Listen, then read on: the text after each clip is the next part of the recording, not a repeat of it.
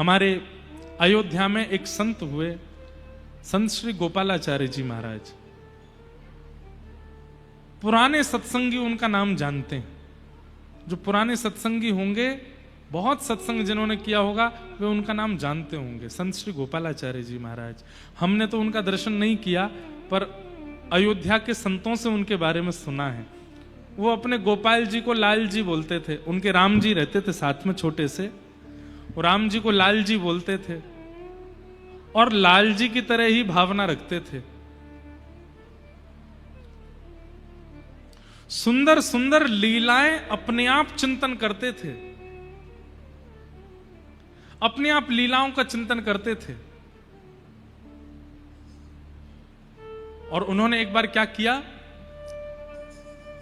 गुड्डे गुड्डे होते हैं ना, गुड्डे गुड़िया होते हैं रुई के, फॉर्म के, ऐसे उन्होंने हाथी, घोड़ा, गैया, ऊंट, शेर, ऐसे कुछ जानवर बनाए और उनको ठाकुर अपने लाल जी के सामने खिलौना के रूप में रखते थे।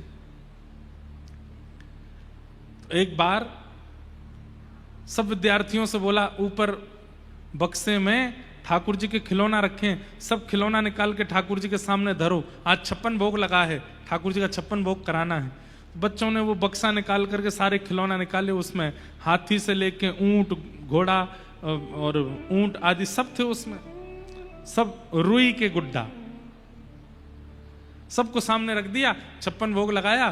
तो हमारे परम पूजनीय प्रातस्मरणीय श्रीमद जगत गुरु रामानुजाचार्य श्री राघवाचार्य जी महाराज, जो आज भी श्री अयोध्या धाम से पूरे विश्व भर में भागवत और वाल्मीकि रामायण की कथा करते हैं, हमसे बहुत प्रेम है महाराज जी का। उन्होंने बताई, वो भी थे उन बालकों में, बोले कि भैया हमने वो सारे गुड्डा गुड़िया निकाले और वो सब गुड़िया नहीं मतलब गुड्डा सब जानवरों के लाल जी के आगे रखे, 56 भोग लगाया और 56 भोग के बाद गुरु जी बोले अब सब गुड्डाओं को भीतर बक्से में धर दो।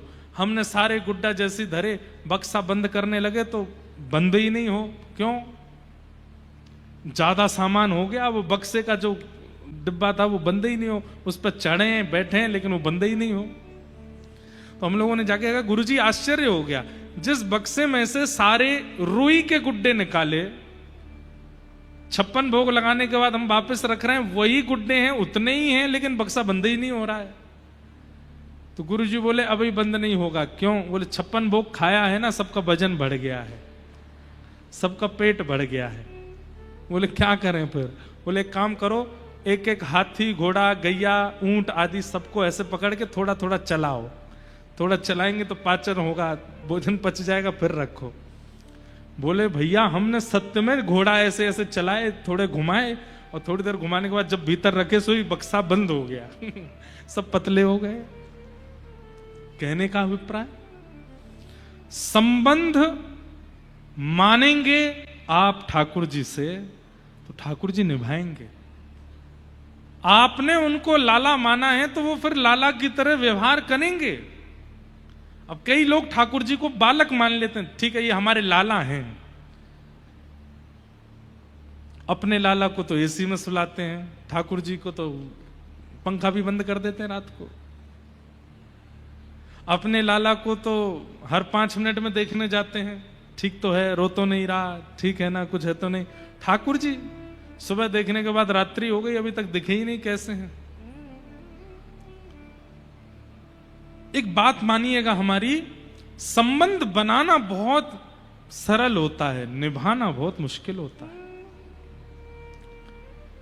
निभाने की ताकत हो तो ही बनाइएगा, क्योंकि संसार में संबंध बनाने के बाद नहीं निभाते हैं तो चलता है। लोग सोचते हैं बड़ा आदमी हो गया अब क्यों निभाएगा, लेकिन ये नहीं सोचेंगे बड़ा आदमी, ये कहेंगे अच्छा बड़ा आदमी बन गया, तुझे अभी दिखाता हूं कितना बड़ा आदमी है तू, मुझसे बड़ा आदमी है क्या? अगर ठाकुर जी से संबंध बनाया है तो निभाने की जिम्मेवारी रखिएगा, क्योंकि अगर आपने संबंध बना के नहीं निभाया तो ठाकुर जी रूठ जाते हैं, और ठाकुर जी अगर रूठ गए, दुनिया को मनाना बहुत सरल है, उनको रुझाना बहुत मुश्किल है। बहुत सरलता से आजकल माताएं बहनें भाई लोग बहुत जल्दी संबंध बना लेते हैं। ठाकुर जी तो हमारे लाला हैं, ठाकुर जी तो हमारे भाई हैं, हम तो उनको हर महीने राखी, हर रक्षाबंधन पर राखी पहनाते हैं। आपने बना तो लिया भाई, लेकिन भाई जितना निभाते हो, आपने बना तो लिया लाला, लाला जितना निभाते हो निभाना पड़ेगा। प्रसंग आता है गोसाई श्री विठलनाथ जी, श्रीमद वल्लभाचार्य जी महाराज के सुपुत्र गोसाई श्री विठलनाथ जी ठाकुर जी को अपना लाला मानते थे। लाला ठाकुर जी को मानते थे तो उनके नाते से अब जितने भी लाला के संबंधी हैं वो सब आपके संबंधी हो गए। ठाकुर जी अगर आपके लाला हैं तो किशोरी जी आपकी कौन है? किशोरी जी आपकी बहू हैं। ठाकुर जी लाला हैं तो मधुमंगल श्रीदामा ये सब कौन है? ये भी आपके लाला हैं। ठाकुर जी आपके लाला हैं तो रुक्मणी जी कौन है? रुक्मणी जी आपकी बहू हैं। वो भावना आपको रखनी पड़ेगी। अब हमसे लोग पता नहीं क्या क्या बोल देते हैं। कई लोग हमको गुरु जी बोलते हैं, कई लोग हमको महाराज जी बोलते हैं। एक कथा में एक व्यक्ति हमको जीजा जी बोल रहा था। मैंने कि जीजा क्यों बोली भैया तेने? बोले मैं किशोरी जी को अपनी बहन मानता हूं तो ठाकुर जी उनके घरवारे हैं और ठाकुर जी के आप सखा हो तो ठाकुर जी हमारे जीजा जी और जीजा जी के सखा भी जीजा जी, इसलिए जीजा जी। अभी एक नया सुनो, एक व्यक्ति अभी हमको नाथ द्वार में मिला। अभी मैं नाथ द्वारा गया था यहां आने से एक दिन पहले, तो निकल रहा था तो जो लोग पहचानते जाते कुछ बोलते रहते तो एक बालक बोला नाना जी रुको। मैंने कहा अरे कौन सा देवता आयो मेरो? नाना जी नाना जी का मतलब क्या हुआ? मेरी बेटी का बेटा। मैंने सुन गाड़ी रोको, गाड़ी इधर आओ भाई। मैं तेने मुझे नाना जी कैसे बोलो? बोले मेरी माता जी आपको अपना पिता मानती हैं। जब से वो आपकी कथा सुनी है तो वो कहती हैं कि इन्होंने ही मुझे सब कुछ सिखाया। इनकी कथा सुन के ही मैं जीवन क्या है वो जान पाई हूं। और सब कुछ बताने वाला, जीवन में राह दिखाने वाला या तो गुरु होता है या पिता होता है। अब मेरी माता जी ऑलरेडी दीक्षा पहले ले चुकी हैं तो गुरु तो उनके हैं, लेकिन आप भी उनको सिखाते हो इसलिए वो आपको पिता मानती हैं। और वो आपको पिता मानती हैं तो मेरे तो आप नाना जी हुए ना। मैंने कहा जय हो भाई, तेरा धन्य भाग। मैंने कि सुन अब एक बात और सुन जा। बोले क्या? मैंने अब ठाकुर जी भी तुम्हारे नाना जी हैं, नाना जी के सखा भी नाना जी हुए। तो अब जब जब ठाकुर जी को प्रणाम करो तो यही कहना नाना जी की जय हो। वृंदावन जाओ तो यही कहना कहां जा रहे हैं? वो नाना जी से मिलने जा रहे हैं। संबंध बनाना बहुत सरल होता है और आजकल तो एक ट्रेंड बना है संबंध बनाना। ठाकुर जी को गोद में लिए घूम रहे हैं, कोई उनको मीरा की तरह प्रियतम मान रही है, कोई उनको यशोदा की तरह लाला मान रही है, कोई उनको दाऊ दादा की तरह भाई मान रहा है। बनाना बहुत सरल है पर अगर नहीं निभाया ठाकुर जी नाराज हो जाएंगे। गोसाई श्री विठलनाथ जी आपके 7 पुत्र थे। कितने पुत्र? 7। एक दिन आपने मंदिर जाते हुए एक चूड़ी पहनाने वाली को देखा, उससे कह दिया मेरी 7 बहुएं हैं, घर पे जाके उनको चूड़ी पहना दो और उसका जो भी वेतन हो हमसे ले लेना। मेहतरानी वो चूड़ी पहनाने वाली गई घर पे और उसने जब 7 बहुओं को चूड़ी पहना दी तो 8वां हाथ आया किशोरी जी का। छोटे छोटे हाथ किशोरी जी ने अपने हाथ आगे किए। अब वो चूड़ी पहनाने वाली बोली मेरे को तो 7 की आज्ञा, लेकिन इतनी सुंदर, इतनी सुकुमारी और नेक्सी सी लाली हाथ आगे कर रही है। रुका नहीं गया, उसने पहना दिए और जाकर के गोसाई विठलनाथ जी से कहा मैंने आपकी 8 बहुओं को चूड़ी पहना दी। गोसाई जी विठलनाथ जी बोले 8 नहीं 7 बहू हैं हमारी। बोले 7 हैं पर मैंने तो 8 को पहना ही है। 7 तो बड़ी बड़ी आई थी, 8 भी छोटी सी आई थी। गोसाई जी बोले देखो तुमको पैसा ज्यादा चाहिए तो तुम हमसे मांग लो, लेकिन ये झूठ मत बोलो। 8वां कोई है ही नहीं हमारे घर में, केवल 7 महिलाएं हैं और वो 7 पुत्रों की पत्नी हैं, 8वीं कौन सी आ गई? बोले आपको नहीं पैसा देना तो मना कर दीजिए, लेकिन मैंने चूड़ी 8 को पहनाई। जब गुसाई जी ने पैसे नहीं दिए 8वें हाथ के, तो रात्रि में स्वप्न में किशोरी जी आई और रोने लगी। किशोरी जी को रोता देख गुसाई जी बोले, हे प्रिया जी, हे श्यामाजू, आप क्यों रो रही हो? बोले आप मुँह को अपनो नाय मानो या मारे रो रही हो? बोले क्यों? बोले आप ठाकुर जी को अपनो लाला मानो? बोले हाँ। बोले वो लाला भाई तुम्हें कौन भाई? बोले आप हमारी बहू रानी भाई। बोले बहू रानी भाई, तो केवल आपने 7 बहुओं को ही चूड़ी क्यों पहनवाई? 8वीं बहू का चिंतन आपके मन में क्यों नहीं आया? और मैंने अगर अपने आप हाथ बढ़ा के चूड़ी पहन ली तो आपने पैसे नहीं दिए उसको? ये बात सुनकर के गुसाई जी बहुत रोए। बोले मुझको क्षमा कर दो, मुझसे अपराध है क्यों?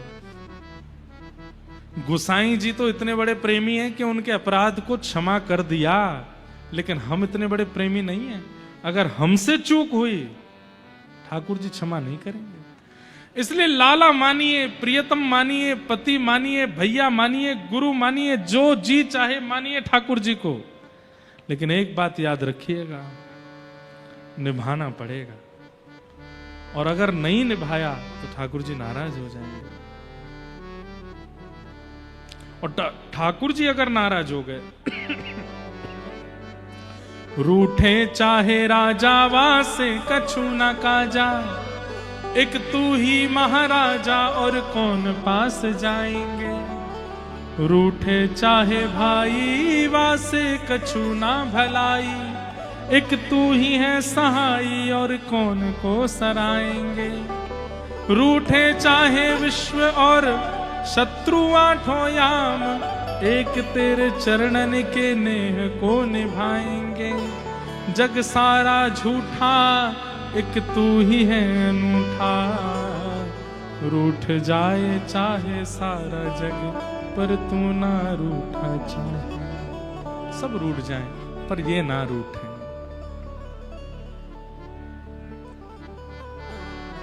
आपको पता है भगवान पांडवों की रक्षा क्यों करते हैं? तो लोग कहते हैं क्योंकि पांडव उनके भाई हैं। कौरव भाई नहीं थे भगवान के? कौरव भी तो भाई हैं, लेकिन उन्हीं भाइयों के विपक्ष में खड़े हैं ठाकुर जी, और विपक्ष में खड़े होकर अर्जुन को कहते हैं धनुष चढ़ा, बाण चढ़ा धनुष पर और चढ़ा दे, चला दे इसके ऊपर। वो भी तो भाई है, उनके प्रति ऐसी भावना क्यों? उनके प्रति ऐसी भावना क्यों? क्योंकि रूठ गए ठाकुर जी। रूठे हुए यदुवंशियों को भी स्वीकार नहीं किया ठाकुर जी ने। भगवान जिनका नाम ही है पतित पावन, क्या नाम है? पतित पावन का मतलब क्या है? क्या चाहे जितना बड़ा ब्राह्मण आपको श्राप दे दे, उस श्राप को दूर करने की सामर्थ्य ठाकुर जी में है।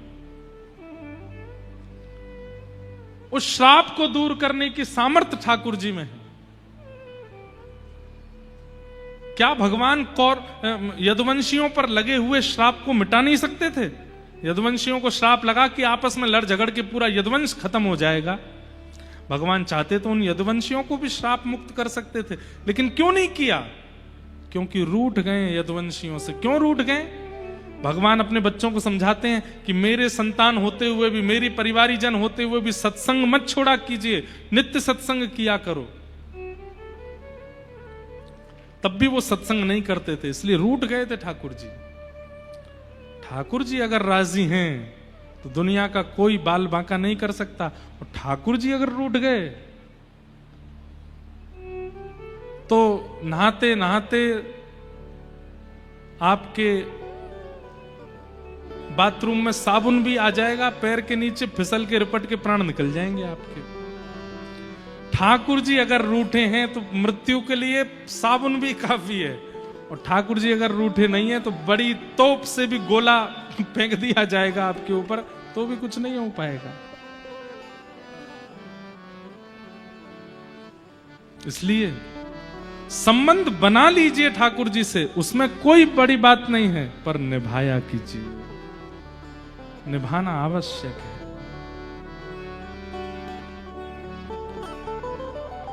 श्याम प्यारे से जिसका संबंध है, श्याम प्यारे से जिसका संबंध है, श्याम प्यारे से जिसका संबंध है, श्याम प्यारे से जिसका संबंध है, उसको हर घड़ी आनंद ही आनंद है, उसको हर घड़ी आनंद ही आनंद है, उसको हर घड़ी आनंद ही आनंद है। उसको हर घड़ी आनंद ही आनंद है।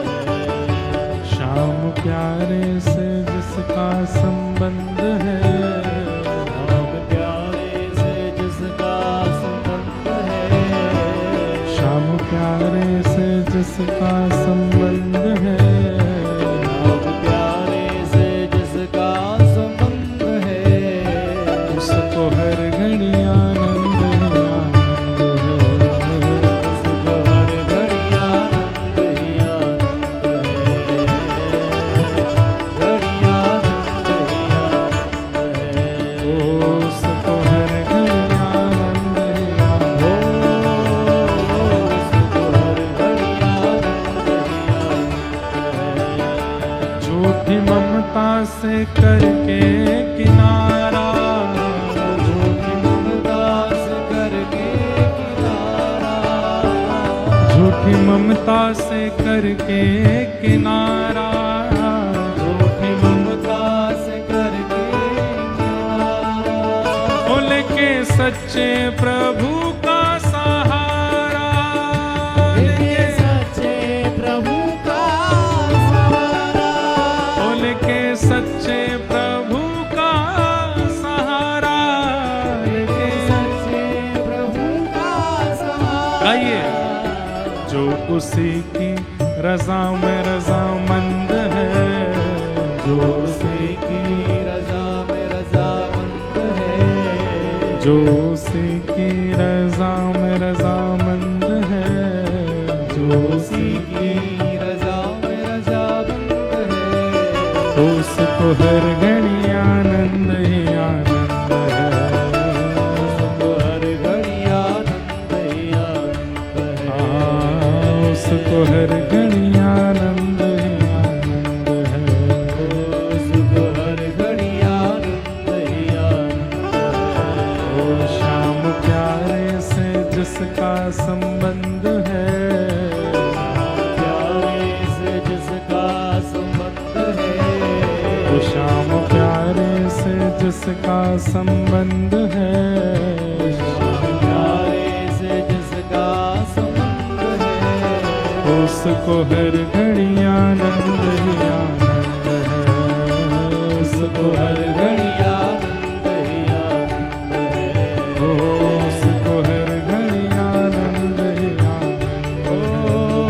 उसको हर घड़ी जैसे आनंद ही आनंद। मीराबाई का संबंध है ठाकुर जी से, कैसे आनंद में रहती है मीराबाई।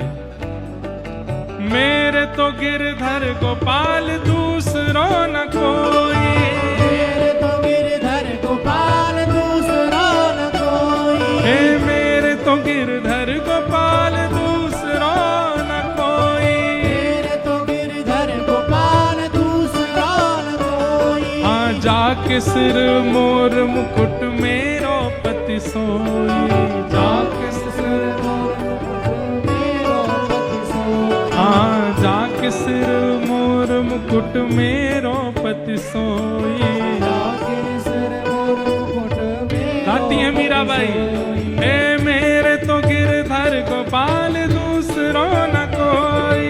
मेरे तो गिरधर गोपाल दूसरा न कोई। हाँ मेरे तो गिरधर गोपाल दूसरों न कोई। मेरे तो गिरधर गोपाल दूसरा न कोई। हे कोई कहे कारो, कोई कहे गोरो, कोई कहे कारो, कोई कहे गोरो। हाँ कोई कहे कारो, कोई कहे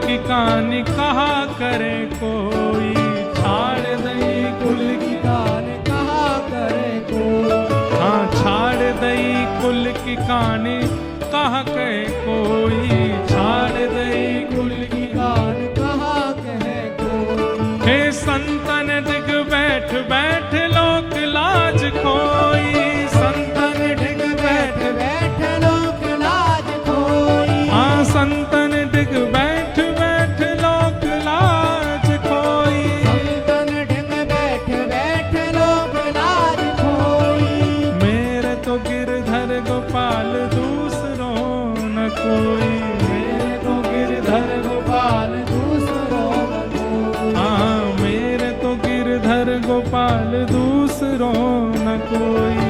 मेरे को गिरधर गोपाल दूसरों। मीराबाई कहती हैं, असुवन जल सींच सींच लोक लाज, हाँ हाँ असुवन जल सींच सींच प्रेम बेल भये, असुवन जल सींच सींच,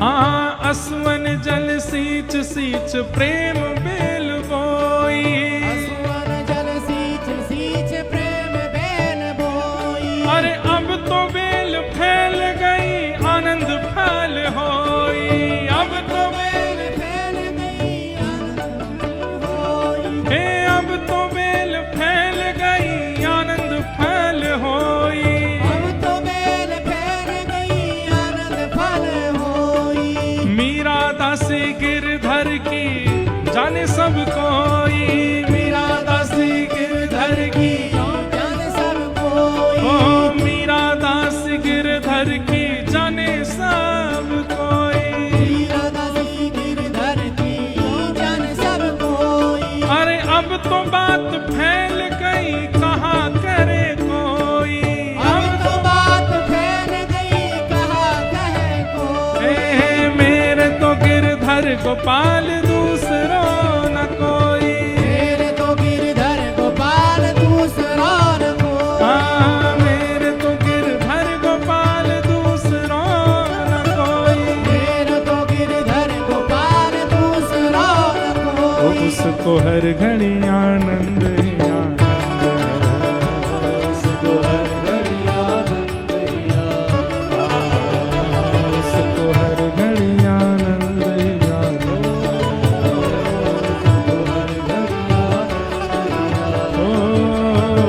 उसको हर घड़ी आनंद ही आनंद, ओ उसको हर घड़ी आनंद ही आनंद है, उसको हर घड़ी आनंद ही आनंद, उसको हर घड़ी आनंद ही आनंद है, उसको हर घड़ी आनंद ही आनंद। संबंध ठाकुर जी से बनाना अनिवार्य है, पर उस संबंध को निभाना भी अनिवार्य है। परम सौभाग्य आज श्री महामंडलेश्वर परम पूजनीय श्री मिथिला बिहारी दास जी महाराज धर्मपुरी से हमारे मध्य पधारे हैं। महाराज जी को बहुत बहुत प्रणाम, बहुत बहुत वंदन। संतों का आगमन कथा में भगवत आगमन के समान ही होता है। ऐसा ही मानना चाहिए कि साक्षात ठाकुर जी ही इनके रूप में कथा में पधार रहे हैं।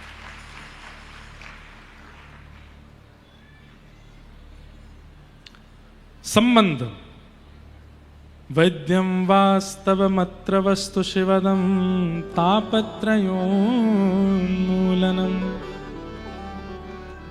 प्रयोजन क्या है?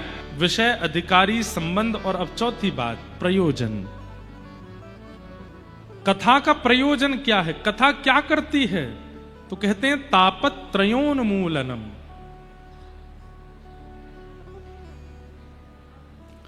तीन प्रकार के ताप होते हैं, आदि दैविक, आदि भौतिक और आध्यात्मिक। ताप का मतलब पीड़ा, ताप का मतलब पीड़ा। और ये पीड़ा सबके जीवन में आती है। इस संसार में पीड़ा से निवृत्त कोई नहीं हो सकता, लेकिन एक होता है बस, कोई कहे धनवान सुखी, कोई धनवान कहे राजा को भारी, राजा कहे महाराजा सुखी, महाराजा कहे सुख इंद्र को भारी, इंद्र कहे चतुरानन को सुख, ब्रह्म कहे सुख विष्णु को भारी, तुलसीदास विचार कहें हरि भजन बिना सब जीव दुखारी। हरि आश्रित जो हैं, हरि भजनानंदी जो हैं, उनको दुख नहीं होता, उनको कष्ट नहीं होता।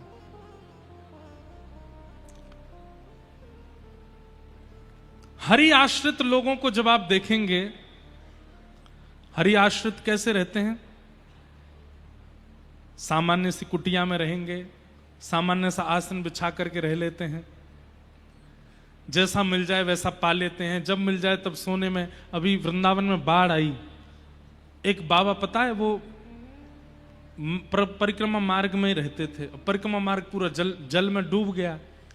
कहीं आश्रम में उनका कोई कमरा नहीं, कोई कुटिया नहीं, बेचारे पेड़ के ऊपर रहते हैं और इतने मस्त आनंद में रहते हैं, पेड़ के ऊपर ही सोते हैं। लेकिन उनको पूछा गया कि आपको पीड़ा नहीं होती? बोले नहीं।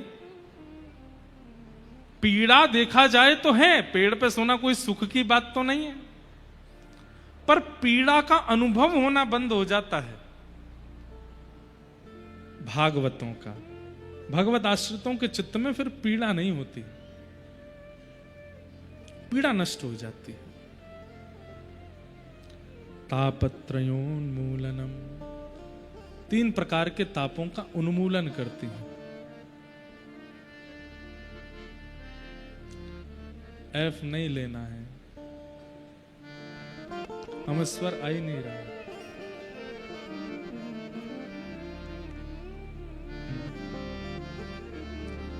तापत्रयोन्मूलनम, 3 प्रकार के तापों का उन्मूलन।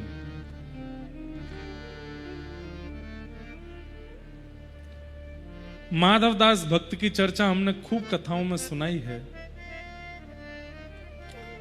अतिसार का रोग हो गया उनको, और उस अतिसार के रोग में वो ना तो मंदिर जा पाते थे, ना कुछ कर पाते थे, पड़े पड़े केवल बिस्तर पर ही मलमूत्र का त्याग करते थे। माधवदास जी के पास कोई सेवक भी नहीं था, तो स्वयं जगन्नाथ जी सेवक बनकर के आए और सेवा करते थे माधवदास जी की।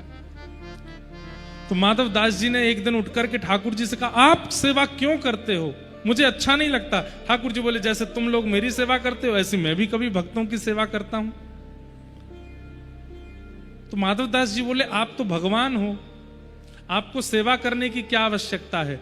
आप चाहो तो जो पीड़ा है उस पीड़ा से हमको दूर कर सकते हो, उस पीड़ा को आप नष्ट कर सकते हो। आप अगर चाह लें तो अतिसार का रोग जो मुझे हुआ है वो रोग ठीक कर दीजिए ना, मेरी सेवा क्यों कर रहे हो? तब ठाकुर जी ने यहां जो उत्तर दिया है वो सुनने लायक है, बहुत ध्यान से सुनिएगा। ठाकुर जी कहते हैं, देखो माधव, जीवन में जो पीड़ा आती है, अगर व्यक्ति उस पीड़ा को नहीं भोगेगा और उस पीड़ा से भाग करके अनेक उपाय यत्न करके उस पीड़ा से बचने का प्रयास करेगा, तो वो पीड़ा जो उसको भोगनी थी वो अधूरी रह जाएगी, और अधूरी पीड़ा भोगने के लिए उसको फिर से जन्म लेना पड़ेगा और फिर उसको भोगना पड़ेगा। मतलब औषधि लेना अच्छा है, परहेज करना उसमें दोष नहीं है, पर पीड़ा से बचने के लिए कई लोग दुनिया भर के यत्न करने लगते हैं। कैसे कैसे यत्न? पेड़ पे नारियल बांध आओ, चौराहे पे दिया धर आओ, घर के बाहर काली मैया टांग लो, घर के भीतर ऐसे ऐसे वो लगा लो, इस वाली दीवार पे वो वाली चीज लगा लो, यहां पे ऐसा कर दो, ऐसा। सब लोग यत्न करते हैं। आपका विश्वास है, एक बात बोलें, जिनका अतिशय विश्वास होता है उनके साथ घटनाएं होती भी हैं, और जिनका विश्वास नहीं होता उनके साथ नहीं होता कुछ भी, सब ठीक मंगलमय रहता है, चकाचक आनंद रहता है। बस ठाकुर जी पे विश्वास है और किसी को विश्वास नहीं है। हमारी बात मानिएगा, हम उस क्रिया के विरोधी नहीं है, क्रियाएं शास्त्रों में भी कई बताई गई हैं, ऐसा करने से ये होगा, शंकर जी पर ये चढ़ाने से ये हो जाता है, शंकर जी पर ये करने से ये हो जाता है। एक बार हमारी कहीं कथा चल रही थी, तो कथा से मैं घर गया एक दिन के लिए। तो जैसे ही हमने मंदिर में जाके प्रणाम किया, तो हमारे शंकर जी पे, हमारे नर्मदेश्वर भगवान हैं घर में, उन पर खूब सारी काली मिर्च चढ़ी हुई थी। मैं देख करके घबरा गया। हमारी एक बुआ जी आई हुई थी घर पे 2-4 दिन के लिए। उनको कहीं से पता चला कि काली मिर्च चढ़ाने से ये होता है, तो वो काली मिर्च चढ़ा रखी थी।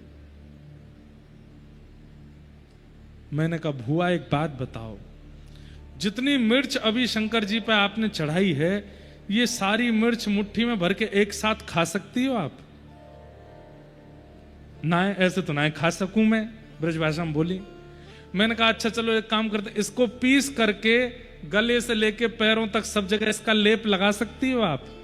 नहीं लगा। तो मैं शंकर जी पर क्यों चढ़ा दी? मैंने कि मानो उन्होंने खाई भी होगी तो क्या कंठ में पीड़ा नहीं होगी? बेचारे नीलकंठ हैं तो कुछ भी खवा दो उनको। बेचारे भोले बाबा हैं, शरीर पर भस्म लगाते हैं, तो क्या आप काली मिर्च उनके पूरे अंग पर लगा सकते हो? अरे मैंने या मारे नाए लगायो, मैंने तो या मारे लगायो कि मुंह को कहीं ते पतो चली ऐसो करवे तो जे काम है जाए। मैंने कि अच्छा अपना काम बनता, उसके बाद में पर जनता नहीं जाए, भगवान हमारा काम बना दो बस। तुमको चाहे मिर्च लगे, तुम्हारे चाहे शरीर घिस जाए। शंकर जी को जब नहलाने जाते हैं कई लोग, देखिए हमारी एक बात बहुत ध्यान से सुनिए, पंचामृत अभिषेक जब आप करते हैं तो दूध डालते हैं, घी डालते हैं, शहद डालते हैं, घृत डालते हैं। उसके बाद जब शक्कर डालते हैं तो चीनी मत डाला कीजिए, चीनी कठोर होती है। या तो गुड़ पीस करके उसका शक्कर हो, या फिर ओरिजिनल शक्कर हो, बूरा हो, जो इतनी कठोर नहीं होती। कई लोग साबुत चीनी डाल करके और फिर जो रगड़ा मारते हैं शंकर जी पे, उसके बाद ऐसा लगता है कि शंकर जी कितने छाले पड़ गए होंगे मुख पे। एक बार वृंदावन में एक आश्रम में एक महाराज जी थे, जानकीनाथ भगवान की सेवा करते थे। उनको किसी यजमान ने कलकत्ता बुलाया, तो वैसे कहीं जाते नहीं थे, लेकिन बहुत आग्रह किया, तो अपने एक सेवक को बोले कि तुम सेवा करना, और स्वयं कलकत्ता चले गए। महाराज जी कलकत्ता पहुंचे रात, और सेवक से कह के गए बहुत अच्छी सेवा करना, लौट करके आऊंगा, ठाकुर जी अगर मुझको बढ़िया दिखे तो मैं तुमको इनाम में कुछ दूंगा। सेवक ने सोचा ऐसी सेवा करूंगा गुरु जी भी याद रखेंगे। महाराज जी जैसे कलकत्ता पहुंचे तो रात में स्वप्न में क्या दिखा, उनकी सेवा के ठाकुर जी के गाल पे घाव हो गया, नाक पे घाव हो गया, माथे पे घाव हो गया, हाथों पर घाव हो गया। जैसे कोई व्यक्ति, कोई बालक साइकिल चलाते गिर जाता है तो उसके पैर घुटने छिल जाते हैं ना, ऐसे छिल गए ठाकुर जी, और हल्का हल्का रक्त निकल रहा है। ये देखते ही वो महाराज जी रात में ही कलकत्ता से वापस भागे, सत्य घटना है। और वापस आकर के ठाकुर जी को जब मंदिर में देखा तो ठाकुर जी तो चमक रहे थे, मुख चमक रहा है, हाथ चमक रहे हैं, और महाराज आंखें चमक रही हैं। सेवक को बुलाया, वो इधर आओ, ठाकुर जी इतने चमक कैसे रहे? बोले देख लो गुरु जी, आपने कहा था ना ऐसी सेवा करना। बोले मुझे ये बताओ चमक क्यों रहे हैं? बोले कल जैसे ही आप गए, मैंने बढ़िया बाल्टी में पानी लिया, उसमें सरफ डाला, और सरफ घोल करके बर्तन मांजने वाला जो मांजना होता है उससे ठाकुर जी रगड़ रगड़ के कल नवा दिए मैंने। महात्मा बहुत रोए। उसी समय एक लेप बनाया और एक औषधि बनाई, औषधि बना करके ठाकुर जी के सर्वांगीण अंग पर तब तक लगाते रहे जब तक ठाकुर जी पुनः स्वप्न में स्वस्थ नहीं दिखे। 15 दिन बाद जब ठाकुर जी हंसते खिलखिलाते स्वप्न में आए, तब लेप बंद किया। ठाकुर जी के प्रति ऐसी भावना कैसे कर सकते हैं?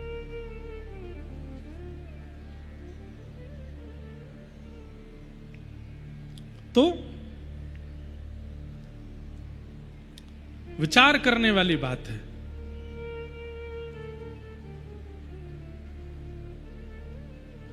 माधव दास जी बोले कि नाथ, आप तो भगवान हो, पीड़ा दूर कर दीजिए। ठाकुर जी बोले अगर पीड़ा अधूरी रह गई तो उसको पूरा करने के लिए तुम्हें दोबारा आना पड़ेगा। उसके लिए व्यक्ति यत्न कितना भी कर ले, और यत्न उपाय हैं भी, पर हमारी प्रार्थना मानिए यत्न ज्यादा मत किया कीजिए। रोग हो जाए औषधि लो, परहेज करो, पर इस प्रकार से शंकर जी पे कुछ डाल दिया, महादेव जी पे, हनुमान जी पे कुछ चढ़ाया है, जो नियम शास्त्रों में है उससे अतिरिक्त कुछ मत कीजिए अपनी सुख सुविधा के लिए। उससे होगा क्या पता है? शंकर जी डर के मारे कि कहीं दोबारा मिर्च नहीं चढ़ाए, आपके कष्ट दूर भगा देंगे। वो इसका कष्ट दूर करो, फिर से मिर्च चढ़ा देगा। लेकिन शंकर जी ने जो कष्ट दूर किया है वो कष्ट अधूरा रह जाएगा, और वो अधूरा दोबारा भोगने के लिए फिर से आना पड़ेगा। इसलिए ठाकुर जी कहते हैं दो ही उपाय है, या तो कष्ट भोग लो, या फिर इतना नाम आश्रय लो, इतना तप करो, इतना जप करो कि उस जप के प्रभाव से तुम्हारा प्रारब्ध से मिलने वाला कर्म नष्ट हो जाए। कर्म नष्ट के दो ही उपाय हैं, या तो नाम जप करके उस कर्म को नष्ट कर दो। अच्छा, नाम जप से क्या होता है पता है? कर्म पूरी तरह नष्ट नहीं होता, जो विशाल था वो सूक्ष्म हो जाता है, होता आएगा जरूर। जो पहाड़ गिरने वाला था वो कंकड़ बन के गिरेगा, लेकिन गिरेगा जरूर। नाम इतना कर देता है, पैर कटने वाला था पर कटा नहीं, एक सुई लग गई बस पैर में। और दूसरा उपाय, या फिर उसको भोग लो। जीवन में आया है तो उसको सह लीजिए, भोग लीजिए। एक प्रकार से जीवन में कष्ट जो होते हैं वो निवृत्ति का स्वरूप है। कंटक कट रहा है आपका, भोग लीजिए उसको। कहीं उसको बीच में ही आपने उपायों के द्वारा और कई टोना टोटकाओं के द्वारा अगर बीच में रोका, रुक तो जाएगा, पर वो शेष रह गया है, दोबारा जरूर आएगा, आएगा जरूर। इसलिए भैया कलयुग में रहते हैं हम, आप सब लोग इतनी ज्यादा भागदौड़ क्यों करते हो, इतने विचलित क्यों होते हो? हरि नाम बोलो, आनंद में रहो, जो मिले सब स्वीकार करो।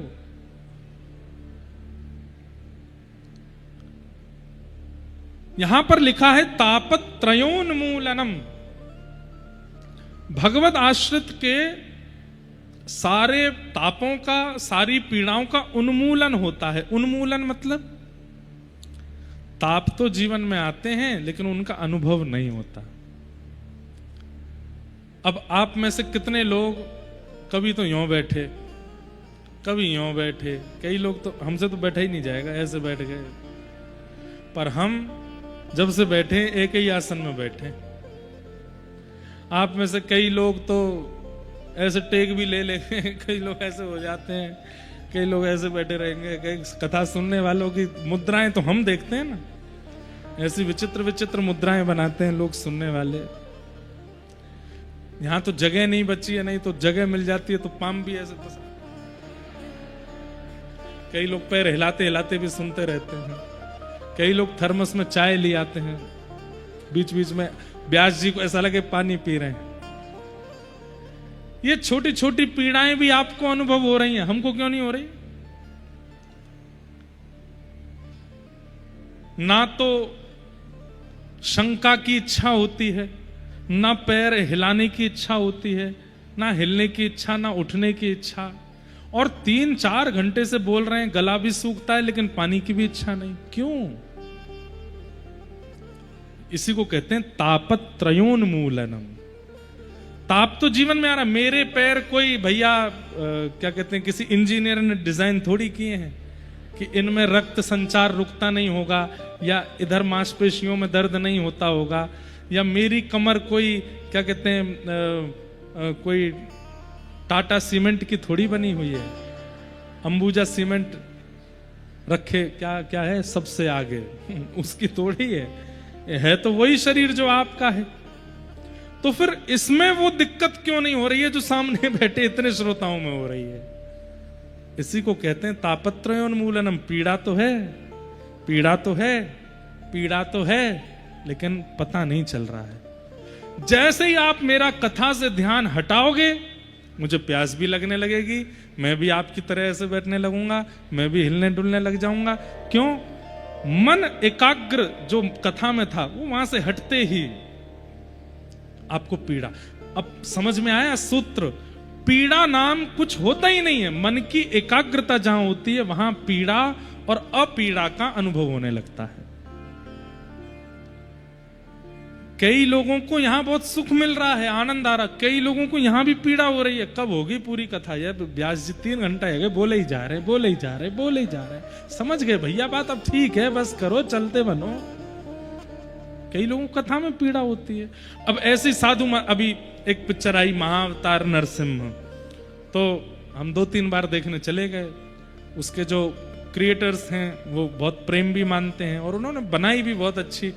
हमने कहा भाई हमारे जाने से, वैसे तो कभी फिल्मों का कोई ऐसा प्रमोशन नहीं, पर ये फिल्म नहीं है, हमारे ठाकुर जी का दर्शन है, इसका प्रमोशन तो हम करेंगे चाहे बार बार जाना पड़े।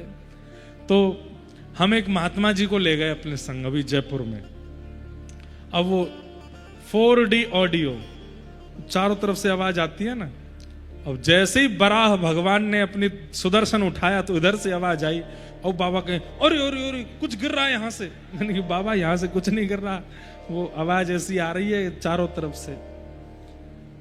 थोड़ी देर बाद 3D वाला चश्मा पहना दिया तो महाराज जी मुझसे बोले आप नरसिंह भगवान को मेरी तरफ से प्रणाम करिए ना, मैं तो यहीं से जा रहा हूं, मुझसे नहीं देख पा रहा।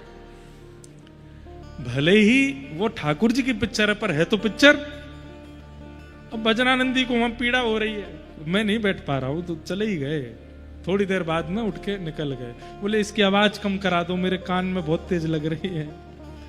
अब लोग यहां आजकल के बालकों को देखो, उल्टे सीधे गाने सुनेंगे, धुआंधार आवाज चला देंगे, उनका मतलब ही नहीं समझ में आता है जो वो सुनते हैं, और उस पर उछल उछल के नाचते हैं, और वो भी वॉल्यूम पूरी करके नाचेंगे। अरे इससे बढ़िया कीर्तन में नाचो, भजन, उनका कोई मतलब तो है, इनका कोई सार तो है। और एक बात और बोल दें आपको, जब भजन में नृत्य करता है ना व्यक्ति, मीरा भाई नृत्य करती थी जब कीर्तन हो जाता था शुरू, तो भजन में जो नाचता है 84 लाख योनियों में फिर नाचना नहीं पड़ता उसको, सब जगह से निवृत्त हो जाता है।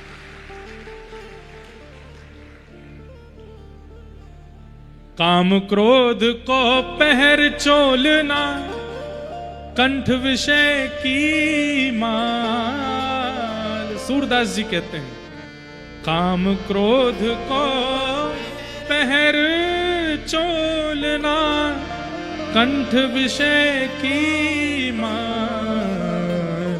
अब मैं नाचो बहुत गोपाल, अब मैं नाचो बहुत गोपाल, अब मैं नाचो बहुत गोपाल, अब मैं नाचो बहुत गोपाल। विषयों में नाचना हमें ऐसा लगता है कि 84 लाख में फिर कुछ और एड ऑन कर देते हैं आप। 84 लाख तो शास्त्रीय हैं। जैसे जेल में नियम, किसी को 10 साल की जेल हुई, अगर वो व्यक्ति जेल में जाकर के भी अच्छा बनता है ना अंदर, तो कई बार जो इंस्पेक्टर होते हैं या जेलर होते हैं वो कोर्ट में उसकी अर्जी लगाते हैं कि वो व्यक्ति सुधर गया है, व्यक्ति अच्छा हो गया है, उसकी सजा थोड़ी कम कर दो। तो शायद कई बार ऐसा होता है कि कोर्ट फिर उसके 10 साल की सजा को 5 साल कर देता है, 5 साल की सजा को 3 साल कर देता है, 3 साल की सजा को 1 साल कर देता है। लेकिन वही व्यक्ति जेल में जाके भी अपना उपद्रव नहीं छोड़ता, तो 10 साल की सजा को भी आजीवन कारावास कर देते हैं। आजीवन ही रखो इसको। तो ऐसे ही मेरे मन में भी जाने कहां कहां से बातें आती हैं, कहां कहां से नहीं, यहीं से आती हैं। ऐसे ही जो व्यक्ति फूहड़ गीतों पे नाचते हैं जो व्यक्ति उल्टे सीधे विषय भोग वस्तुओं में पड़े रहते हैं और दुनिया भर के फिल्मी संगीत जिनमें अश्लीलता भरी पड़ी है उनको ऊंचे ऊंचे स्वर में लगा करके और फिर आनंद करते हैं, 84 लाख तो नियमित है। ब्रह्मा जी कहते हैं इसको तो आजीवन करो, जब तक है पृथ्वी पर 84 मल्टीप्लाई इंटू 1000 कर दो इसके लिए, ये तब तक घूमता ही रहे। छिपकली एक बार नहीं, इसको 20 बार बनाना, ये 50 बार कॉकरोच बनना चाहिए, ये 17 बार सांप बनना चाहिए, इसको घुमाते ही रहो। क्यों? बहुत नाचने का इसको शौक है, इसको नचाओ, सब में नचाओ इसको। लेकिन जैसे ही व्यक्ति भुजा उठा करके हरिनाम संकीर्तन में नृत्य करता है, ठाकुर जी कहते हैं कितने जन्म और बचे हैं? तब चित्रकेतु कहते हैं अभी 1 लाख जन्म और हैं। बोले घटाओ और घटाओ, कितने हो गए? बोले 10,000 हो गए, और घटाओ। बोले और कितने? 1,000 हो गए, और घटाओ। कितने हो गए? 100 हो गए, और घटाओ। बोले 10 रह गए, बोले घटा दो। बोले अंतिम कर दो इसी को, इसके बाद खत्म, अब जन्म ही नहीं लेना इसका। क्यों? हरि नाम में झूम रहा है। इसका मतलब यो नहीं कि मैं गाऊं तो तुम झूमने नहीं लगो, जबरदस्ती नहीं। मन हो, देह अपने आप खड़ा हो जाए और बस नृत्य करने लगे, झूमने लगे, तब हो सकता है। और ऐसा तभी होगा जब तत्पर होकर के, निमग्न होकर के कथा सुनोगे तो होगा कि कीर्तन गाया जाएगा और आप भुजा उठा करके नाचने लगोगे, नहीं रोक पाओगे स्वयं को। और जब ऐसा व्यक्ति नृत्य करता है तब ठाकुर जी उसके सारे, उसके जितने फेरे वो लगाता है, जितना वो नृत्य करता है, जितना वो उछलता है, उतने ठाकुर जी घटाते चले जाते हैं। बोलो बस एक ही अंतिम जन्म है इसका। मीराबाई नाचती हैं।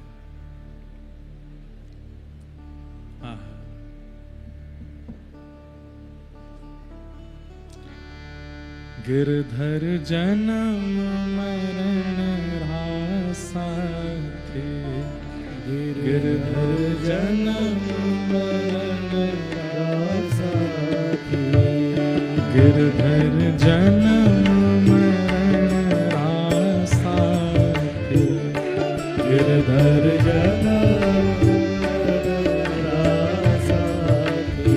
ओ आए नाई बिसरू में दिन राती, आए नाय बिसरू में दिन राती, ओ आए नाई बिसरू में दिन राती, आए नाय बिसरू में दिन राती, गिरधर जन्म मरण रासा थे, गिरधर जन्म मरण रासा थे, गिरधर जन्म मरण रासा थे, गिरधर जन्म। अब गाएंगे, इसके आगे भी गाएंगे, पहले कथा का क्रम आज का पूरा कर लें फिर गाएंगे। हैं? अभी यहीं पर पॉज करके पहले एक श्लोक और रह गया, आज का क्रम पूरा कर दें। निगम कल्प तरोर्गलितम फलम, सुख मुखादमृत द्रव संयुतम, पिबत भागवतम रसमालयम, मुहुर्हो रसिका भुवि भावुका। श्रीमद् भागवत क्या है?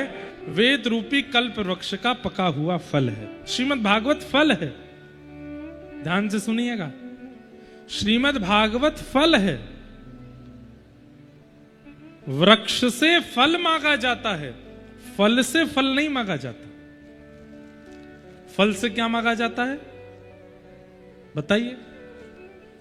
फल क्या देता है? फल रस देता है, फल भूख मिटाता है, क्षुधा निवृत्त करता है, और फल अनेक फलों को जन्म देने का बीज देता है। ये 3 चीजें फल से मिलती हैं। क्या क्या? रस, भूख निवृत्ति और अनेक फलों को जन्म देने की सामर्थ्य, ये फल से प्राप्त होता है। कई लोग कथा कराते समय भी, कथा सुनते समय भी फल की इच्छा रखते हैं।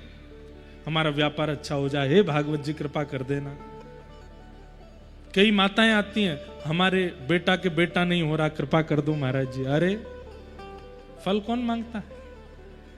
आप लोग कथा सुन रहे हैं, आपके घर में कथा हो रही है, आपके नगर में कथा हो रही है, आपके प्रांत में कथा हो रही है, ये आपके पूर्व के किए हुए सत्कर्मों का फल ही मिला है आपको।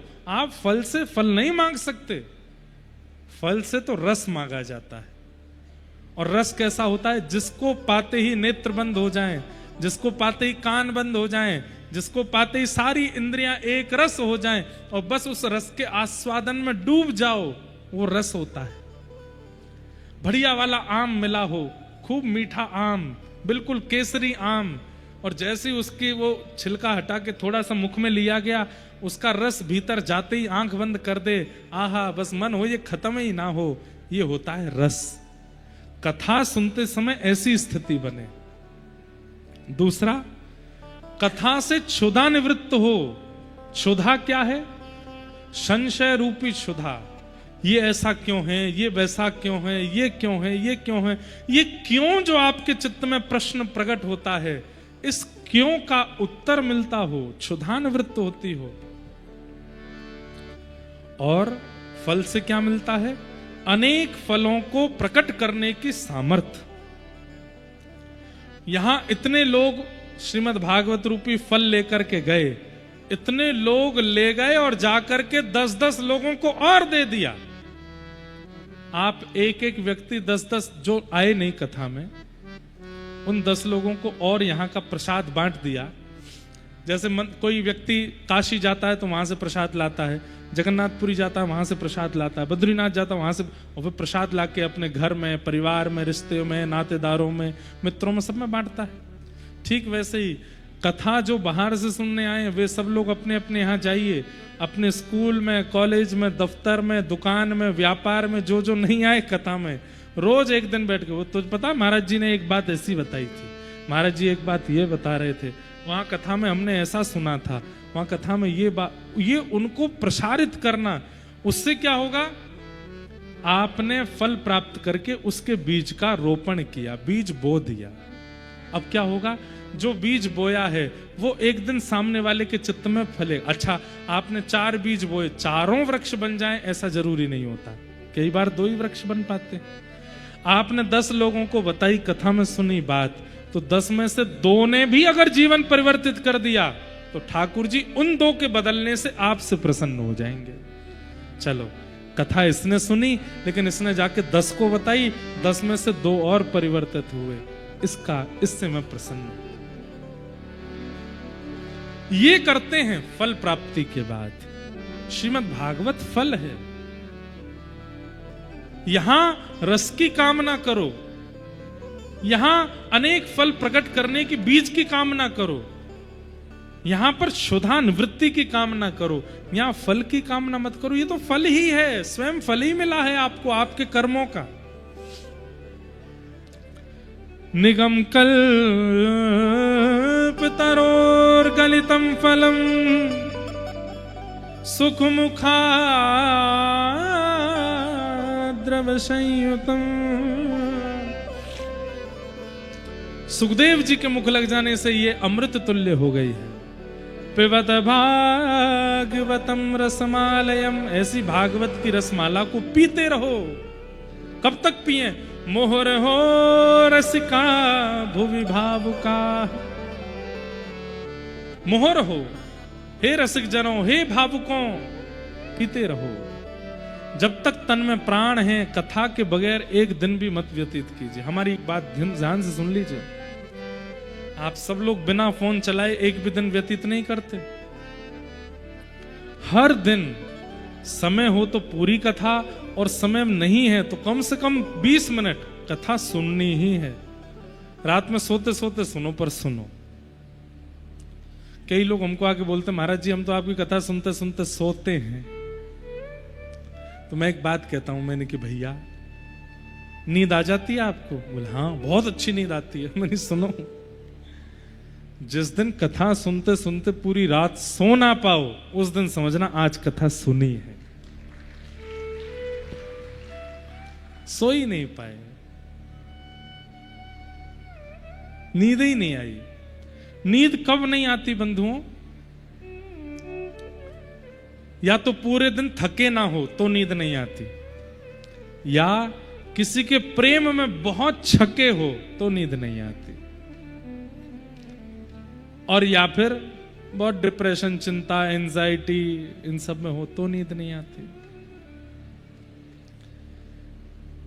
कथा सुनते 5 मिनट में नींद आ जाती है, तो अभी सुनो कि आपने लोरी लगा रखी है, लेकिन दुनिया भर के गाने संगीत सुन के सोने से अच्छा कथा सुन के सो जाओ। पर उस दिन मान लीजिएगा, जिस दिन कथा चलाई, आंख बंद करके लेटे लेकिन पूरी रात सो नहीं पाए, नेत्रों से आंसू गिरते रहे,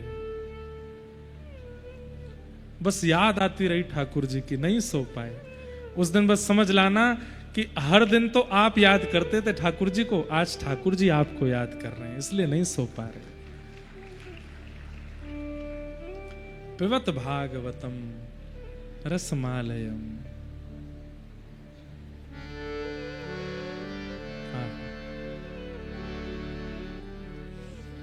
मुहुर हो, पीते रहो। कब तक पिए? बोले जब तक तन में प्राण है तब तक एक दिन भी कथा के बगैर मत निकालो। सुनते रहो, पीते रहो, लगे रहो इसी रस में।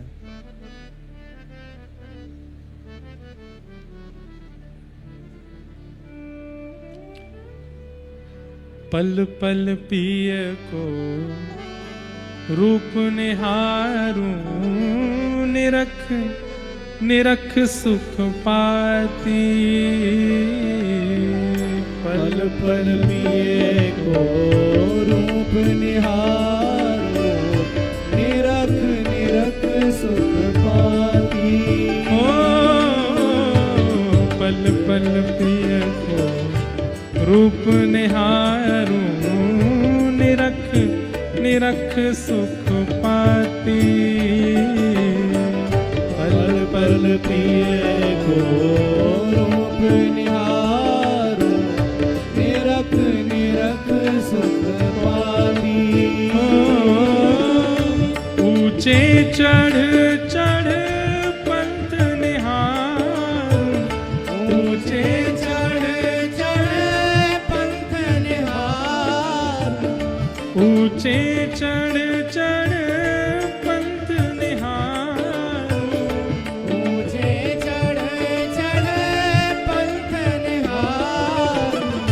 रोए रोए अखियां प्यासी गिरधर, जन्म मरण रासा के। गिरधर जन्म मरण रासा के। गिरधर जन्म मरण रासा के। गिरधर जन्म मरण रासा के।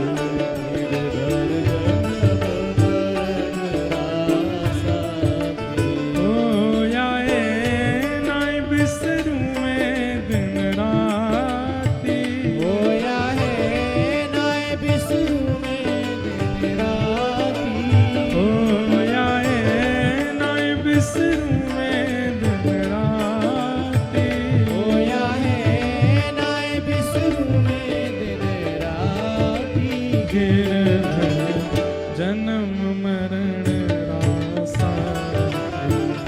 गिरधर जन्म मरण रासा ओ गिरधर जन्म मरण रासा के। गिरधर और ये पंक्ति मुझे सबसे ज्यादा प्रिय है, सब लोग गाइएगा मेरे साथ। यह संसार सकल जग झूठा, झूठा कुल रानाता। यह संसार सकल जग झूठा, झूठा गुमरा जाता। यह संसार सकल जग झूठा, झूठा कुल रानाता। यह संसार सकल जग झूठा, झूठा सब झूठे हैं तो फिर सच्चा कौन, सब झूठे हैं तो फिर साचा कौन है। मीराबाई कहती हैं, मीरा के प्रभु गिरधर नागर, मीरा के प्रभु गिरधर नागर, मीरा के प्रभु गिरधर नागर, मीरा के प्रभु गिरधर नागर, हरि चरणा चितनाच गिरधर, जन्म मरण रासा, गिरधर जन्म मरण रासा, गिरधर जन्म मरण रासा, गिरधर जन्म मरण रासा। राधे राधे गोविंद